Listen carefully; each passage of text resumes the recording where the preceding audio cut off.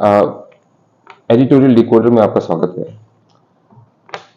कहते हैं सच को बाहर निकालना बहुत मुश्किल होता है। सच गहराई में, काफी गहराई में छुपा रहता है, और यही कारण है कि हम देख सकते हैं कि न्याय मिलने में बड़ा समय लग जाता है, स्पेशली इंडियन कोर्ट्स में। क्योंकि सच को बाहर निकालना, वो काफी पर्दे पे ढका रहता है, उसको बाहर निकालना बहुत डिफिकल्ट है। लेकिन सच्चाई ये भी है कि जीतता हमेशा सत्य है, सत्य को ही जीतना है।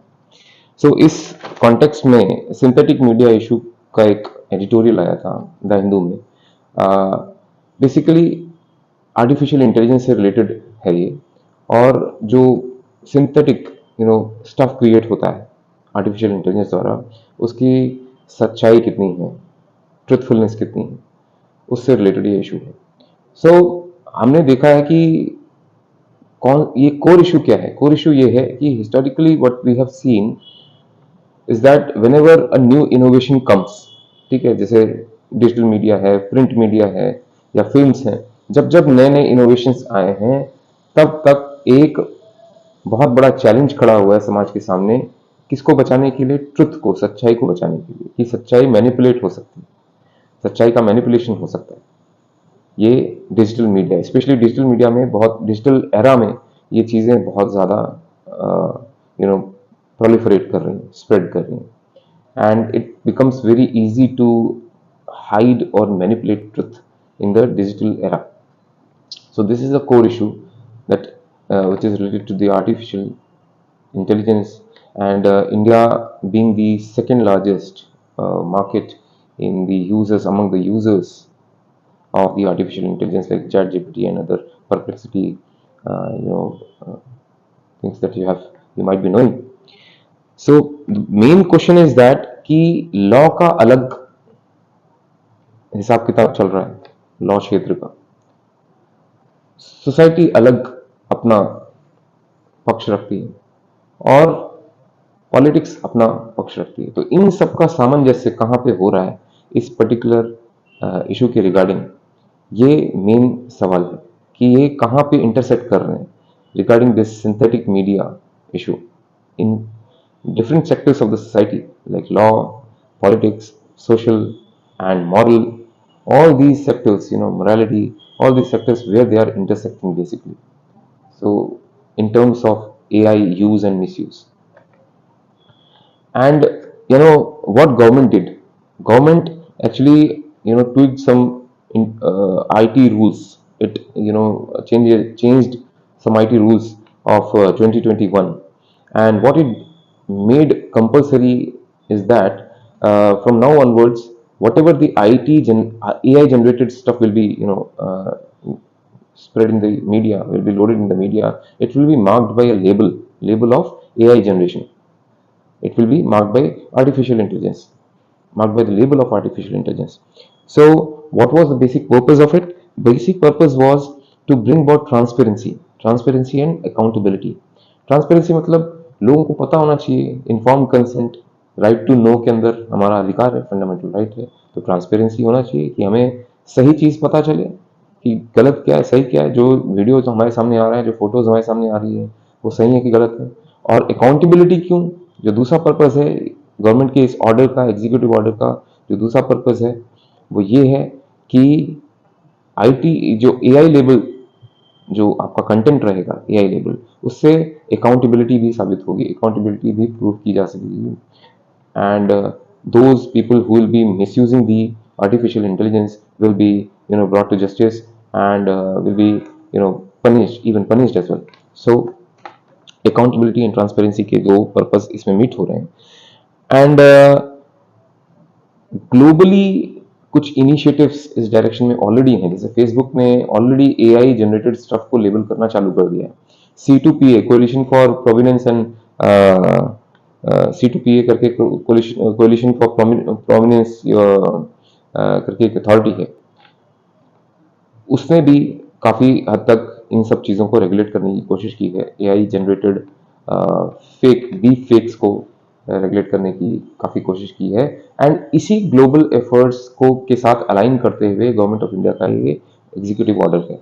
बट प्रॉब्लम, सबसे बड़ा प्रॉब्लम कहाँ पे?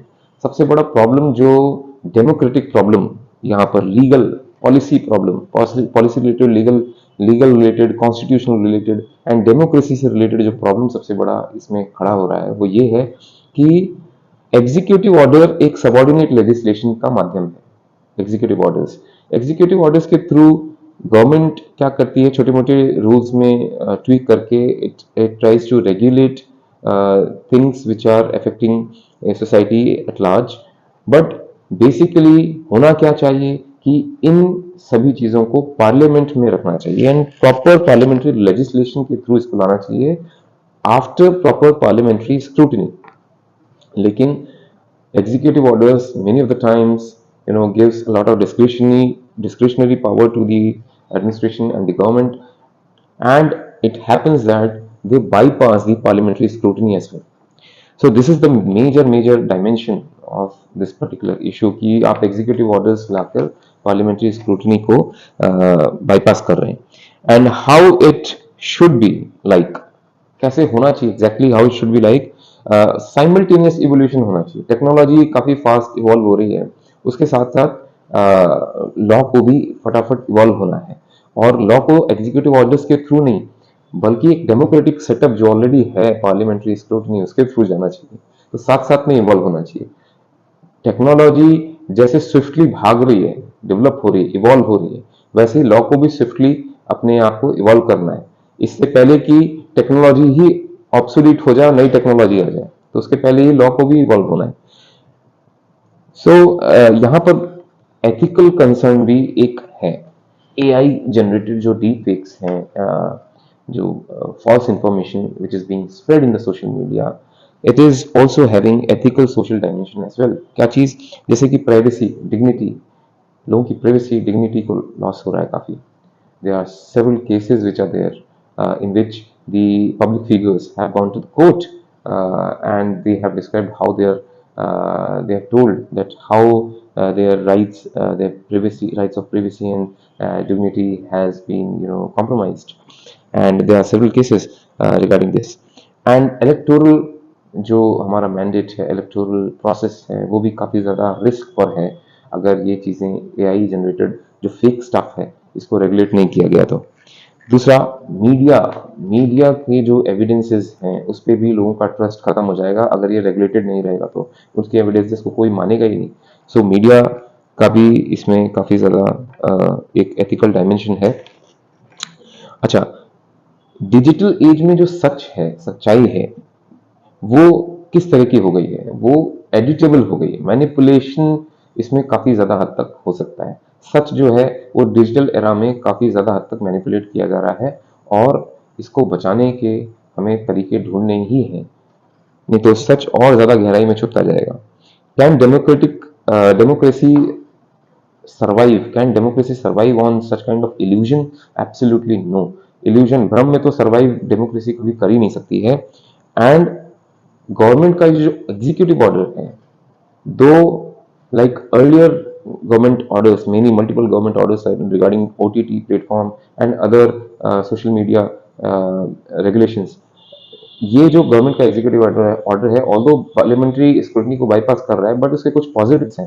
पॉजिटिव ये है कि it has given visibility to the synthetic stuff. Synthetic stuff को एक विजिबिलिटी मिल जाएगी, लेबल आ जाएगा एआई का लेबल, तो एक सिंथेटिक स्टफ है, पता चल जाएगा यूजर्स को कि व्यूअर्स को कि ये एक एआई जनरेटेड है, फेक भी हो सकता है। So they will not be believing in this the information without cross checking it.